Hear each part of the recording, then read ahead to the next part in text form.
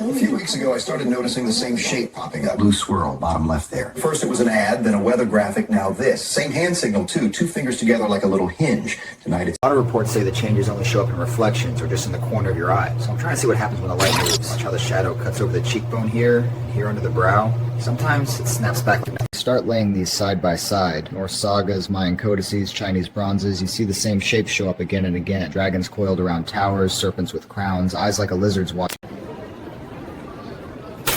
It didn't feel threatening, just wrong.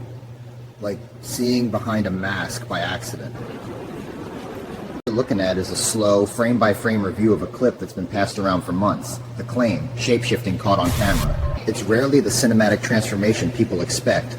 A lot of accounts say they don't try to overpower anybody physically. It's subtler than that. They lean on how we feel. Fear, anger, that creeping anxiety, all of it spikes when they're near. People notice the emotions first and the sighting comes after. Like something tugging at the inside of your chest. Theories say reptilians feed not on blood, but on feeling. Ride the spikes. Fear, fury, ecstasy. The way a reef fish rides a current. Breaking news Not tonight. as monsters, but as animals. Infiltration stories rarely give you a villain.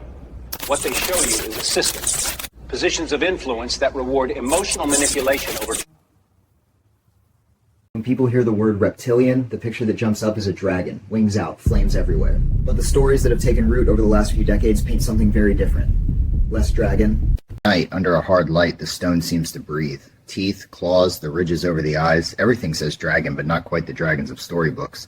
I keep thinking these images didn't come from not devils, not gods. The part that keeps me up isn't evil or worship, it's the possibility that they're neutral.